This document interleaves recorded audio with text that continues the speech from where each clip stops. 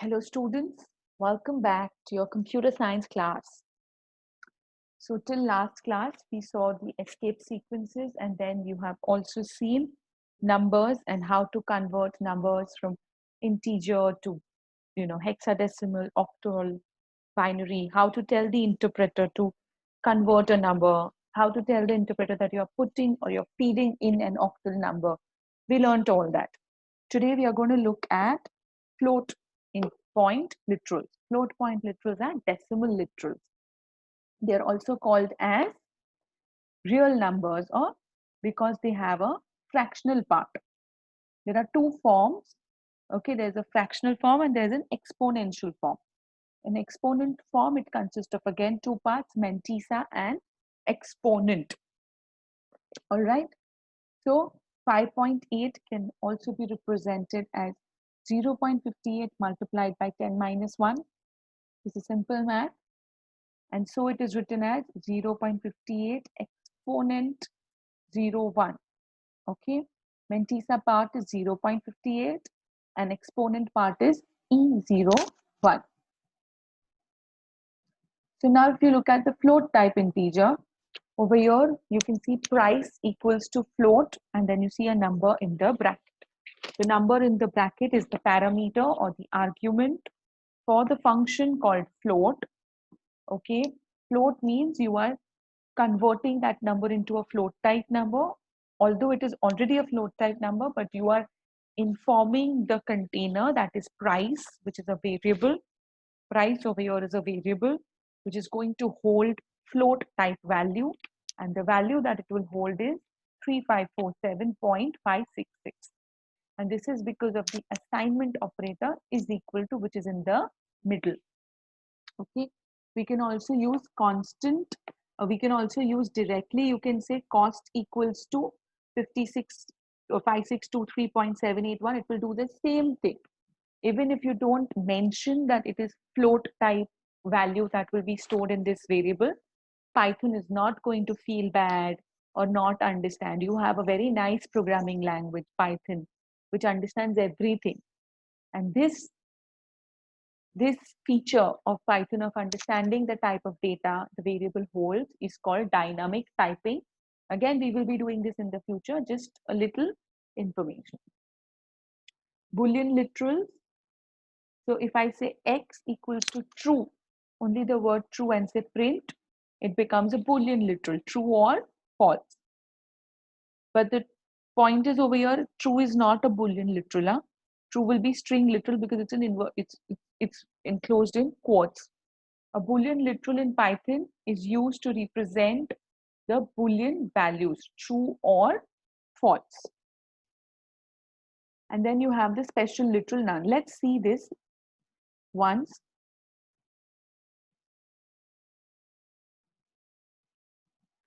If I say x equals to true, and then I say x, I get true. But look at the type. Let's see the type of,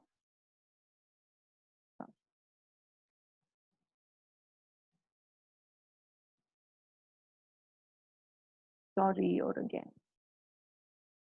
Okay, yeah. So I have written the word type, which is another function that helps me find out the data type of that variable. So we had said x equals to true. And then when I checked it by saying type,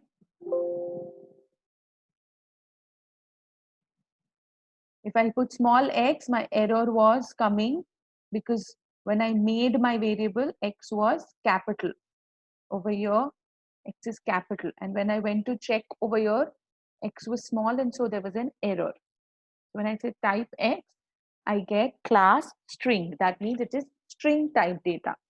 But I'm looking for Boolean type data. So what I can do is I can say x equals to bool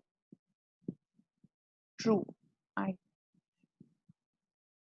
And now if I say type of x, it will tell me bool. Can you see that? So I have to use the word bool, which is another function to convert the value in that particular type of data type. Okay. So Boolean literal in Python is used to represent the Boolean values true or false. And then you have the special literal none. So if I say x equals to none and then I print it, I will get none. None literal is used to indicate the absence of value. It's like zero. But zero in computers has value. Yes.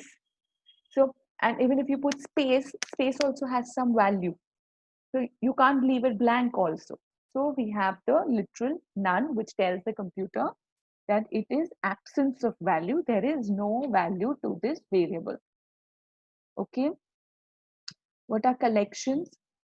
Now these are tuples and lists that we are going to be learning in the future.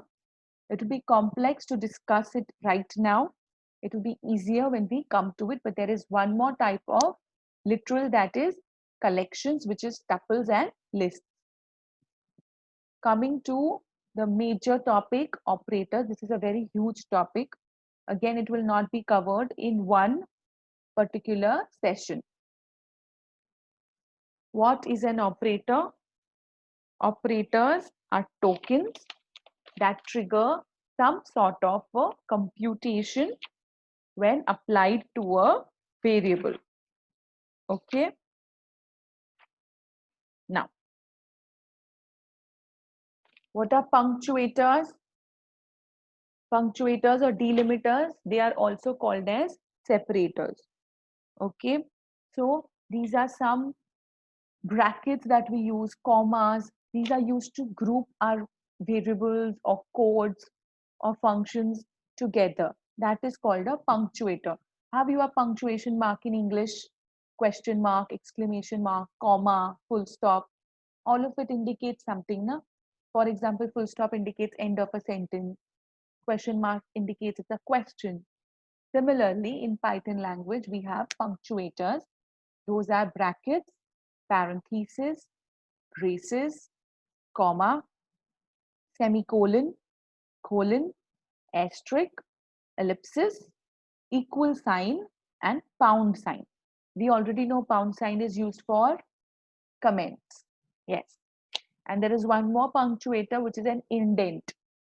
Remember the initial days of school when you're in second or third standard, when your English teacher would tell you, leave 2 finger space before a paragraph, leave 1 finger space after a word. That is called indent, leaving some space. So in Python, you have to be very careful about leaving space. If you leave extra space, Python will misunderstand your code very easily. We will learn this more as and when we go through the other codes. Now, how does a program look? How does a normal program, computer program look? So with this, we have completed the entire tokens over here. So I want you all to comment down all the 5 tokens that you have learned.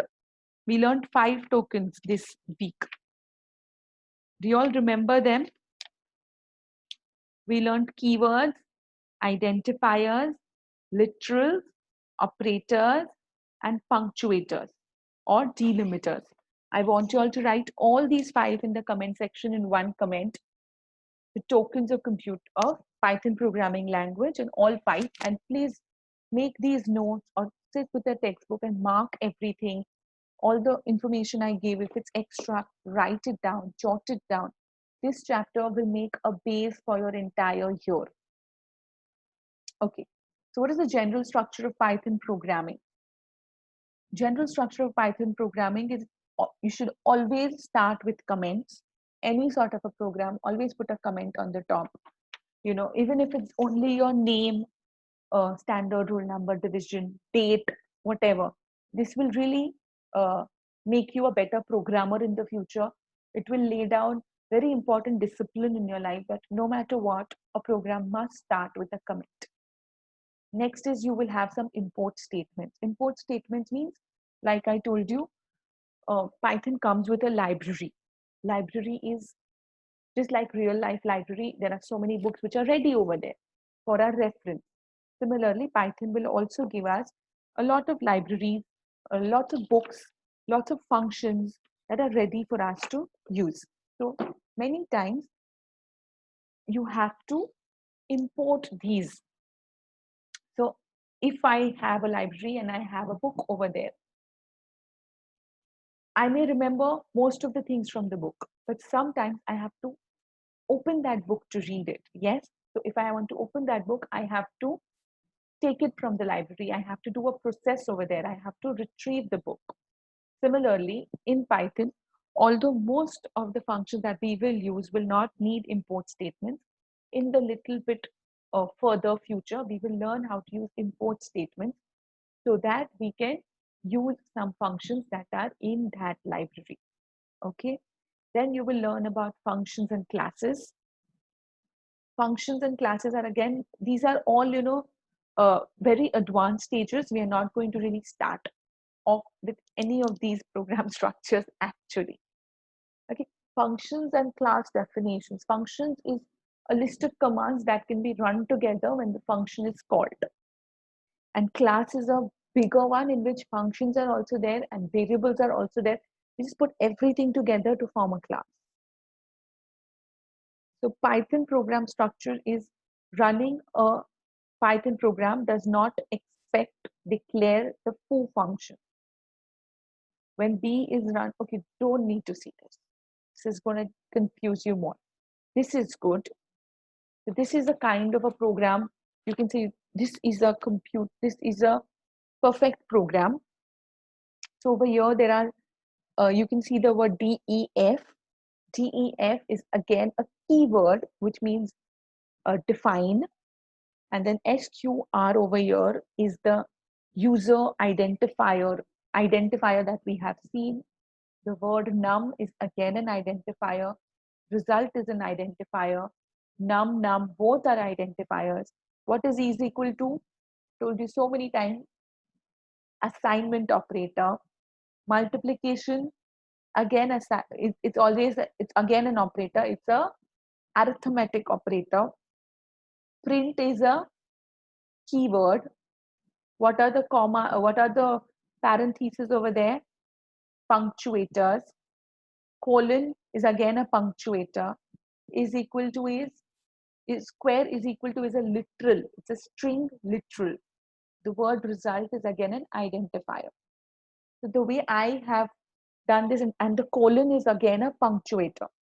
So I've done this like this. I'm going to put one program in the description box, which you are going to bifurcate. You're going to dissect every part of it and you're going to tell me which token it is.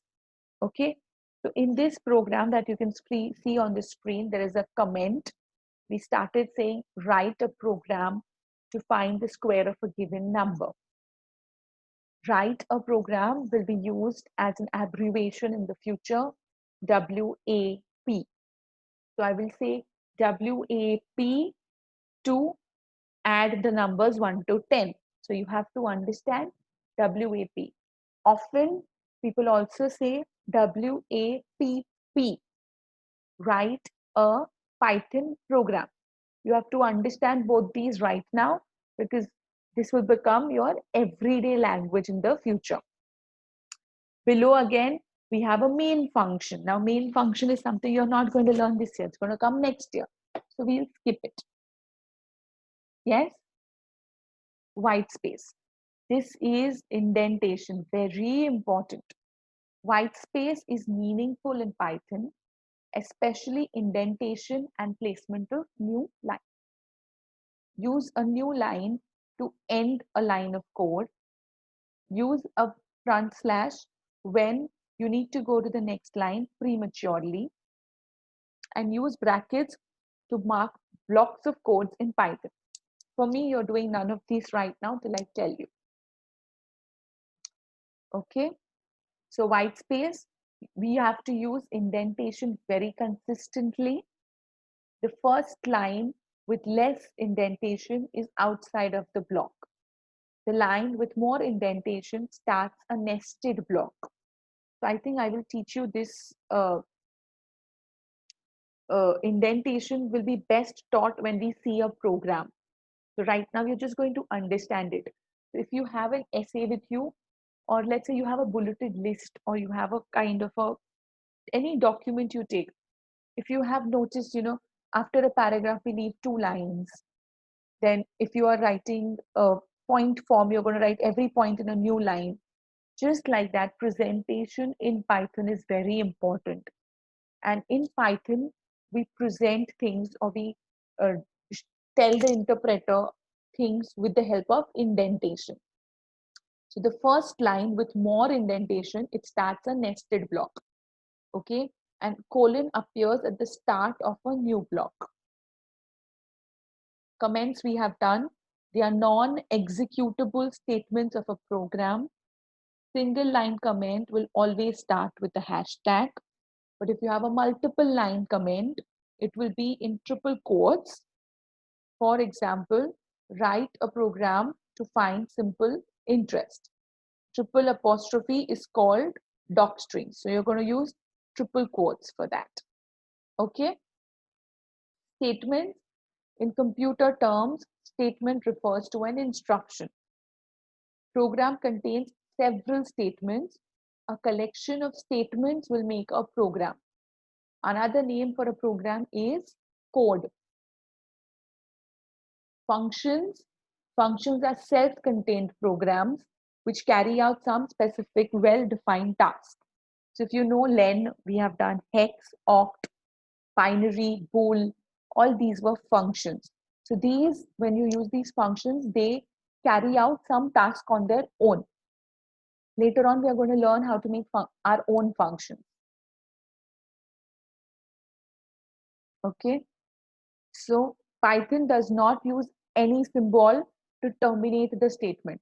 C++ uses a semicolon to indicate the end of the statement, but Python does not use any symbol to indicate the end of a statement. Maximum line strength is 79 characters, and white spaces, you should always have white spaces around the operators, but not with parentheses. Okay. You should always have white spaces around. That means around meaning before and after the operator, but not with parentheses. You will not put any spaces with parentheses. Block or code block is a group of statements which are part of another statement or function is called a block or a code block. And Python is case sensitive. You all saw when I used capital X and then I was finding its type, I couldn't find it because I was not using capital X. So Python is case sensitive. Okay, so now variables and assignments we are going to do next week. So this week your homework will be to make notes of all the points that we have covered, small, short notes for your reference. You don't want to sit and write, mark it in your textbook, but make sure you have understood everything we have covered. Please get in touch with me if you have any confusion so that I can take my next video up, or in another video, I can explain it again to you. I would like to know if you have your workbooks with you all so that I can start giving you all work. Till then, stay home, stay safe, take care, and keep learning.